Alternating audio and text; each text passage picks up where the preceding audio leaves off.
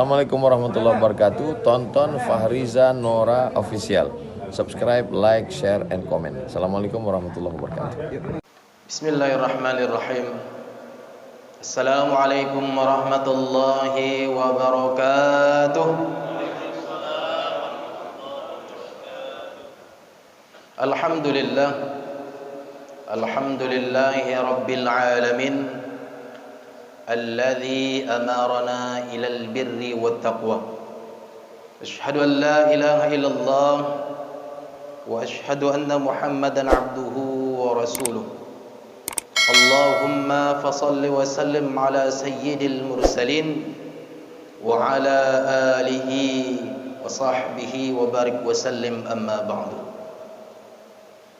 Di awal langkah, marilah sama-sama kita bersyukur kepada Allah, memuja dan memuji Allah. Allah lah yang telah mengizinkan agenda yang jauh-jauh hari kita susun ini, yang jauh-jauh hari sudah kita rencanakan ini, terlaksana pada subuh yang mulia ini. Coba bayangkan kalau seandainya Allah halangi, coba bayangkan kalau seandainya Allah batalkan ini perkara, mungkin ada sebagian yang sudah tersusun rapi tak bisa terlaksanakan. Tadi subuh, sebelum salat subuh, sebelum azan berkumandang, sudah mulai air dari langit mulai menyentuh bumi satu persatu. Cuman belum dalam status deras, masih dalam status gerimis. Itu pun mungkin menjadi ujian kepada kami yang ada di Aceh Singkil. Kalau seandainya bapak-bapak daripada rombongan GPS, Gerakan Pemuda Subuh, dan SMS Syiar Mahabbah Subuh, alhamdulillah memang sudah berada di masjid. Tapi jamaah-jamaah yang ada di Aceh Singkil, yang mungkin ada sebagian rumahnya yang jauh daripada Masjid Agung Nurul Makmur, kalau seandainya tadi Allah lebihkan sedikit status hujannya, agak darih saketek kalau bahasa di Siko, kalau bahasa di Lok Semawe agak bahasa Lok Semawe deras bu, agak berat ya, ujian agak berat. Nah, berat bacul penuh. Sebagian orang Singkil yang mungkin tidak menggunakan mobil akan bertanya-tanya, jadi ke Masjid Nurul Makmur ataupun masjid terdekat. Namun dengan izin Allah, Allah hilangkan rintik-rintik hujan tadi. Kami pun bergerak menuju ke masjid yang mulia ini. Tadi kami lihat ada sebagian yang memakai peci GPS Gerakan Pemuda Subuh, berarti dari rombongan Lok Semawe. Cuman yang kami lihat Gerakan Pemuda Subuh, tapi yang memakai usianya sudah menua. Bagus. Ini kenapa? Ketika dipakai peci GPS, semangatnya menjadi semangat anak muda. Walaupun setelah turun di bawah peci itu sudah mulai les putih. Maksudnya les putih itu sudah beruban. Tapi semangatnya sesuai dengan tulisan yang ada di peci, Gerakan Pemuda Subuh. Maka semangatnya angku-angku kita, kakek-kakek kita, ayah-ayah kita yang mungkin secara usia sudah 60 ke atas, alhamdulillah bisa bergerak dari Lok Semawe. Ada beberapa dari kecamatan ataupun kota yang mungkin sebagian dari Banda Aceh. Bayangkan, anak muda saja yang mungkin melewati jalur darat ke Singkil sakit pinggang, Pak. Terkadang ada yang sakit pinggang, ada yang muntah berpase-pase muntahnya. Lewatin satu daerah muntah lagi, diam nanti muntah lagi. Tapi walaupun rambut sudah mulai beruban, tapi tulisan GPS tadilah yang membuat semangat nenek-nenek, ataupun kalau bahasa di sana nek gam. Kalau di sana nek gam, kalau di sini nenek-nenek perempuan, angku ataupun uci. Jadi kebetulan kami pun dari rombongan Abu Ali Ulun Tuan dari Aceh Selatan. Jadi miu bahasa Aceh insyaallah. Ya, bentuknya ada bahasa Aceh izin, tapi mekarat yang Mbak Ino tu. Kalau kita ceramah bahasa Aceh, nanti harus kita buat di sini ataupun bagian penterjemah. Bagi warga kita yang Aceh Singkil yang tidak bisa berbahasa Aceh. Jadi semangat GPS tadi yang melekat di peci ini menjadi iktibar kepada kami di Aceh Singkil terkhususnya. Ada organisasi BKPRMI, ada organisasi DMI, Dewan Masjid Indonesia. Itu di organisasi DMI pengurusnya hampir rata-rata Pak PJ sudah mulai beruban rambutnya. Tapi moga-moga ketika melihat semangat daripada tim SMS dan GPS daripada luar daerah yang jauh, mungkin pengurus DMI pun menjadi anak muda yang secara semangat. Amin amin ya rabbal alamin. Bersalawat pada Rasulullah sallallahu alaihi wasallam yang telah mengantarkan risalah Islam hingga akhir zaman. Kita manusia di akhir zaman ini hanya menikmati dan melaksanakan risalah yang sudah disampaikan oleh Rasulullah sallallahu alaihi wasallam. Kata takdim yang kami hormati Bapak PJ Bupati Aceh Singkil dalam hal ini adalah sebagai pimpinan daerah. Kemudian yang kami hormati Pak Imam, Pak Khatib, Pak Bilal Masjid Agung Nurul Makmur. Yang kami hormati Ketua BKM dan pengurus jajarannya. Yang kami hormati Ketua Rombongan Abu Ali yang beserta jajarannya ataupun rombongannya yang mungkin kami tidak tahu satu persatu secara jajarannya. Beraya Abu Ali. Kemudian yang kami hormati jamaah yang antusias dan semangat sebenarnya berharap mendengar ceramah daripada Ustadz El Masmudi, ternyata mendapat ceramah dari Ustadz Yasirli jauh. Moga-moga berganti penceramah, jangan pula berganti semangat dalam mendengar ceramah. Kita sepakat? Sepakat kita? Sepakat. Nanti lama acuk bana tu basuh dah ke kami tu. Kecik abang yang peci hijau acuk basuh kami di Nurul Makmur alalah.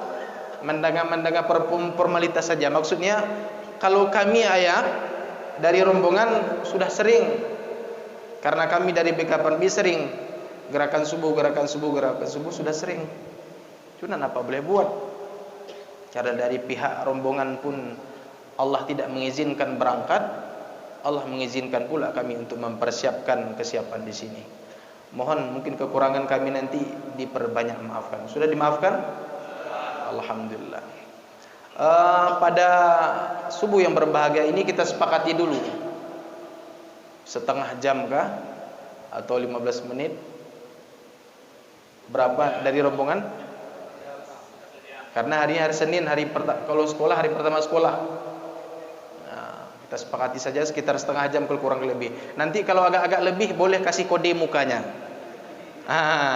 Kalau agak-agak lebih setengah jam boleh kasih kode mukanya boleh lihat ke jam ataupun sudah mulai bergerak-gerak badan, berarti sudah tanda buat kami untuk mengakhirkan pidatonya.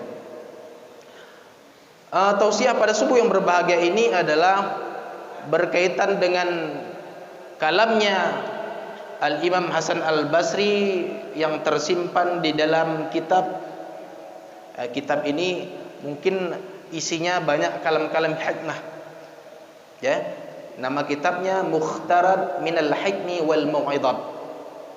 Di dalam kitab itu Al-Imam Hasan Al-Basri mengatakan fasadul qulub, rusaknya hati. Nah, sekarang lagi ngetren rusak tuh kan di YouTube. Rusaknya hati mutawallidun, dilahirkan, disebabkan min sittatin asya. Ini pendapat Al-Imam Hasan Al-Basri. Kata beliau, rusaknya hati disebabkan, dilahirkan oleh 6 perkara. Jadi kalau ada salah satu perkara ini menempel di badan kita, berarti sudah bisa kita memuhasabahkan diri, mengintrospeksi diri yang bahwa hati kita sudah mulai rusak. Kata beliau, fasadul qulub mutawallidun min sittatin asya. Rusaknya hati disebabkan, dimunculkan, dilahirkan oleh 6 perkara. Ini yang perlu diingat. Moga-moga 66 ini tidak ada pada diri kita, terkhususnya kepada jamaah yang berhadir di masjid yang mulia ini. Amin, amin ya rabbal alamin.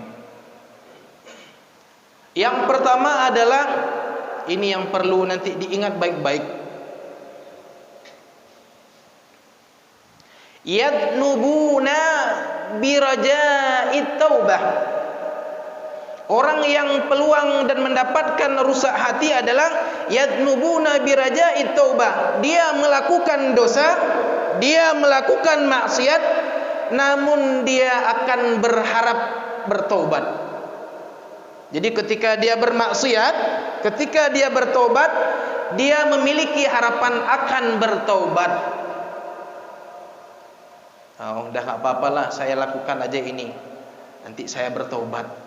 Udahlah saya lakukan aja ini, kebetulan gak ada orang, nanti sudah ada orang, udah susah saya buat, saya lakukan, nanti saya bertobat. Nah, ini ciri-ciri yang disebutkan oleh Imam Hasan Al-Basri. Yadnubuna biraja'it taubah. Dia melakukan dosa, dia bermaksiat, namun dia berharap akan bertobat setelah melakukan maksiat itu. Ini poin pertama. Apakah ada pada diri kita? Tentu tidak. Di dalam masjid ini, nanti keluar masjid tidak tahu, tapi di dalam masjid insya Allah tidak. Ketika dia melakukan maksiat, ketika dia melakukan dosa, ketika ada peluang dia mengikuti iblis melakukan maksiatnya, cuman tertancap di dalam dirinya, setelah ini saya akan bertobat. Ini ciri-ciri yang pertama adalah rusak hati. Seakan-akan dia merasakan setelah dia melakukan itu dosa, setelah dia melakukan itu maksiat, dia menjamin dirinya bisa hidup. Dia menjamin bahwa selesai itu dia masih hidup sehat. Timbul pertanyaan, apakah di dalam masjid ini ada yang bisa menjamin 1, 2 atau 3 detik ke depan dia bisa hidup? Ada yang berani menjamin? Kalau ada yang berani menjamin, sangat bagus. Berarti dia sudah mulai bersahabat dengan itu barang di Mesir dulu, yang sekarang menjadi tontonan. Fir'aun, raja, dan dia menganggap diri Tuhan. Tapi mudah Allah melenyapkan dia, cuman menenggelamkan dia, nggak sanggup dia berenang. Apalagi kita ini tak memiliki apa-apa, mau mencoba-coba menjamin 3, 4, 5 detik ke depan kita bisa hidup setelah melakukan maksiat? Tentu tidak. Idza jaa ajaluhum la yastakhiruna sa'atan wa la yastaqdimun.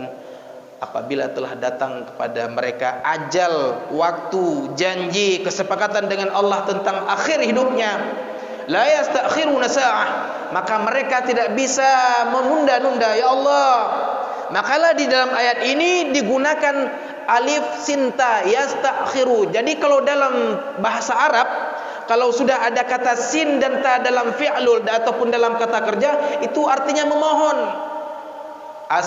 Kalau kita bilang istaghfara yastaghfiru, astaghfiru itu artinya saya memohon ampun. Jadi yastakhiruna, mereka meminta untuk ditangguhkan, untuk dimundurkan. Bagaimana bisa kita minta memundurkan sedangkan waktunya saja kita tidak ketahui? Coba bayangkan ayah-ayah, kalau seandainya kita dilahirkan langsung Allah nampakkan bahwa lahir tanggal sekian, wafat tanggal sekian, siapa yang hidup tenang di dunia ini? Kalau seandainya Allah nampakkan semua tanggal matinya, siapa yang bisa hidup tenang di permukaan bumi ini kalau Allah nampakkan itu tanggal?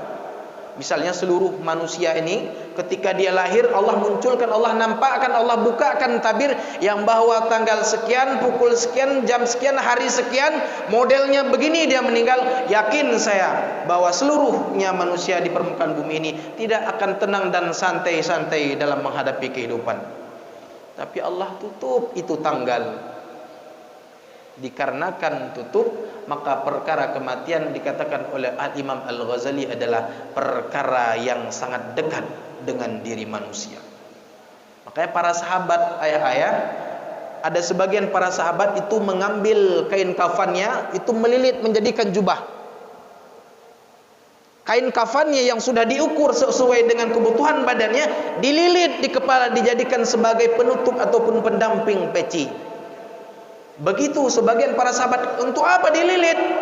Untuk mengingatkan yang bahwa matiku dekat ataupun menempel di kepalaku. Itu para sahabat sebagian. Apakah kita mau? Kita datang, kita beli kain kafan kita, kita ukur sesuai dengan kita lilit. Ataupun yang sering pakai jubah, dililit, diukur, dililit menjadi gamis. Ataupun dililit sebagai apa namanya ini? Karena saya jarang pakai maka nggak tahu.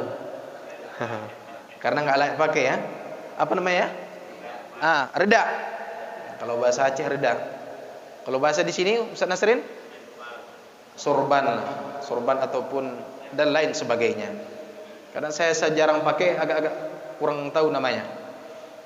Itu para sahabat sebagian mengikat itu kain kafan di kepala untuk menandakan yang bahwa kematian di atas kepala, mengikat kuat. Jadi ketika perkara maksiat ingat, ya ini mati, ini lagi melilit. Tapi dikarenakan kita tidak di level itu, paling kurang kita ingat dan sadar yang bahwa kematian itu sangatlah dekat dengan kita. Terkadang lagi sehat-sehat, duduk baik-baik, ini macam Iko. Macam begini lagi duduk-duduk santai, sehat, badan bugar, Allah takdirkan sesak napas meninggal.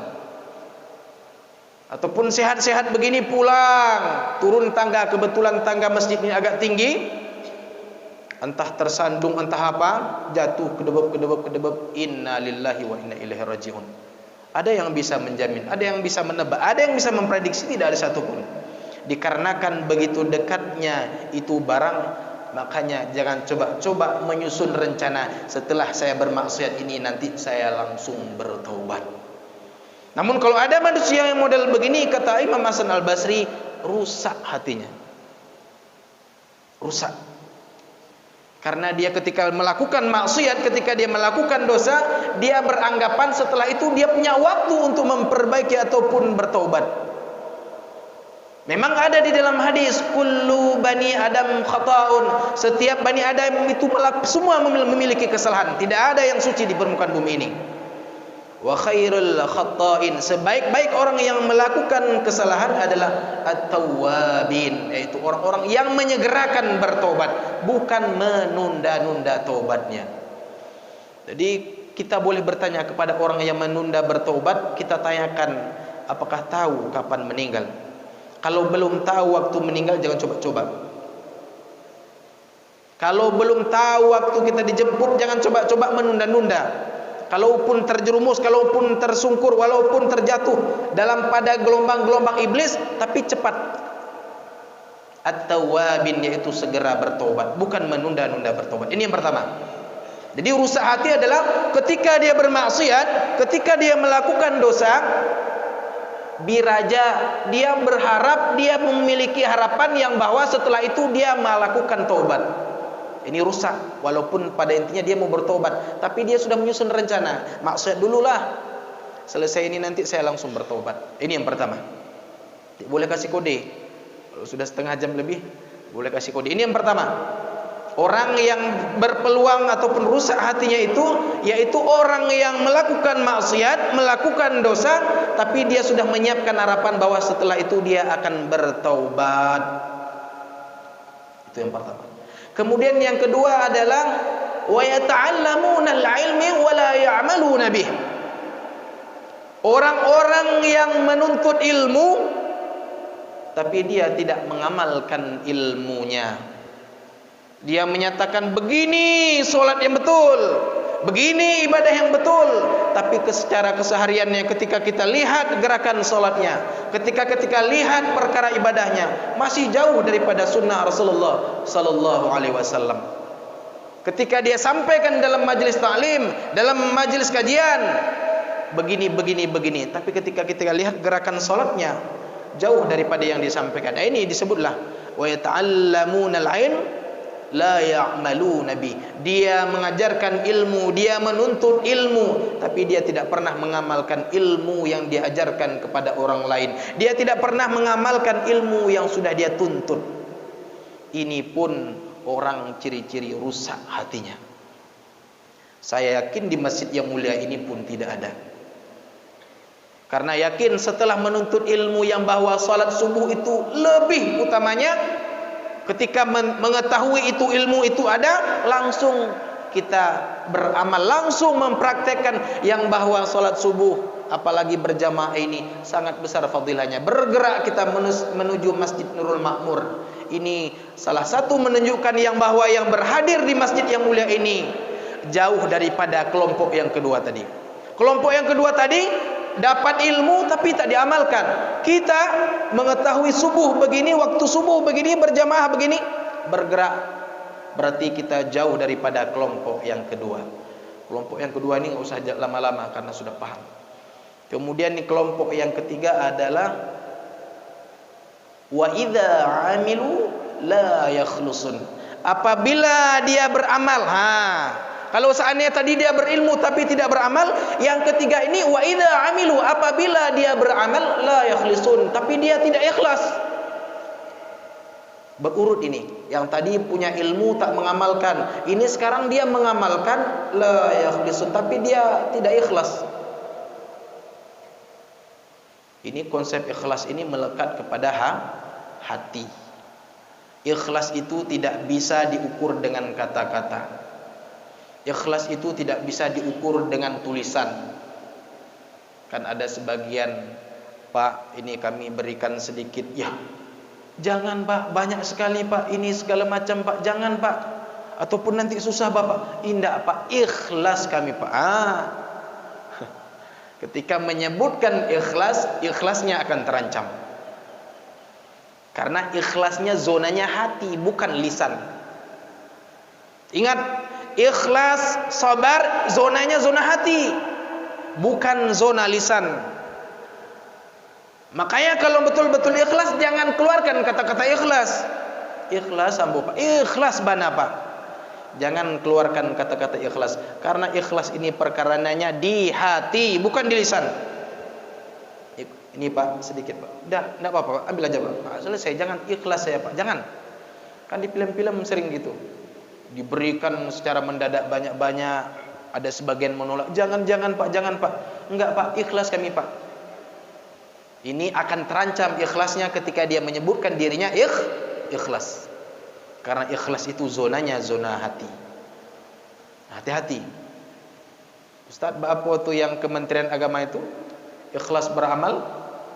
Itu moga-moga sebagai slogan untuk sebagai dakwah, tapi bukan menganggap diri ikhlas. Slogan sebagai dakwah boleh. Mendakwahi ketika beramal ikhlas. Sesuai dengan ini tadi. Wa idza amilu la yakhlisun, kita melawan ini bahwa ketika beramal harus ikhlas. Jadi slogan yang menempel di kemenang itu adalah slogan dakwah, boleh. Tapi jangan menganggap diri setelah beramal dan mencap diri ikhlas, apalagi melontarkan saya ikhlas, kemenang ikhlas. Ini yang salah. Karena zona ikhlas itu adalah zona yang berada di dalam hati. Jadi bagi orang yang sering menyumbang, yang sering berinfak, jangan coba-coba belajar untuk tidak mengeluarkan kata-kata ikhlas dari lisan. Berikan, kalau dia menolak-nolak, berikan, jangan coba-coba keluarkan kata ikhlas, karena akan mengancam keikhlasan kita yang tak nampak oleh orang yang berada di dalam hati ini. Ini yang ketiga.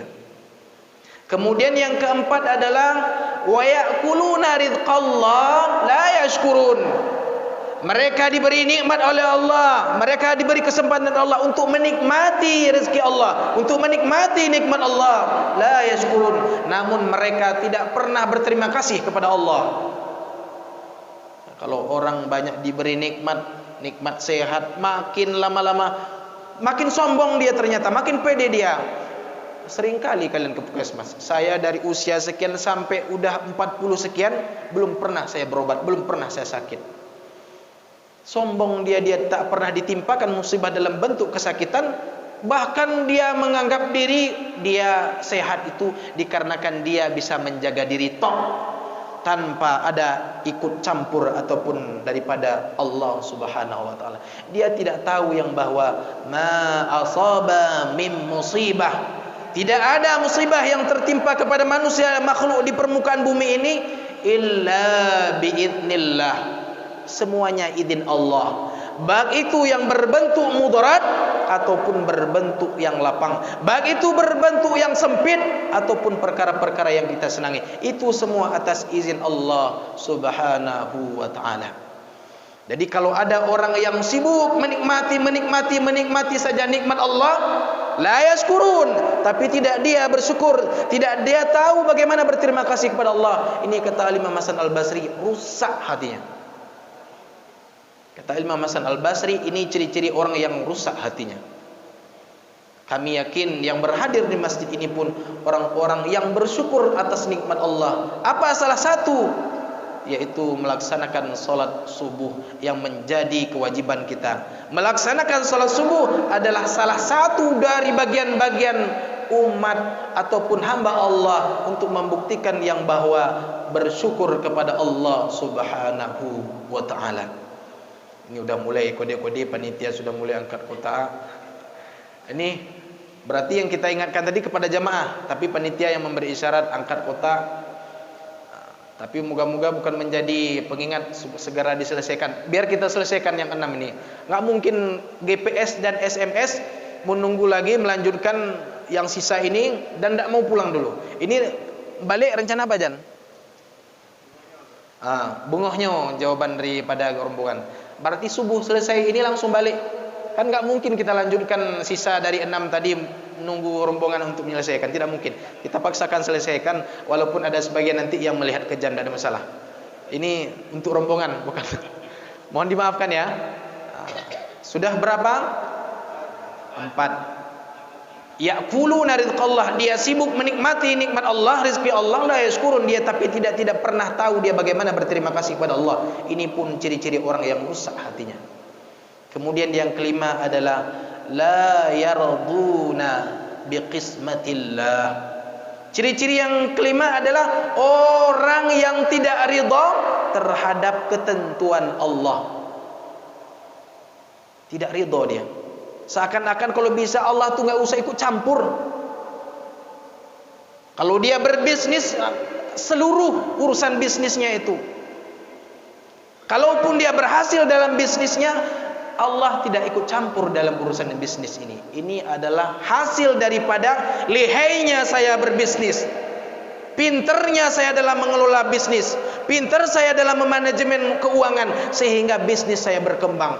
Dia kesampingkan Allah, dia anggap Allah tidak ikut campur dalam perkara bisnisnya. Ini perkara-perkara yang hati rusak.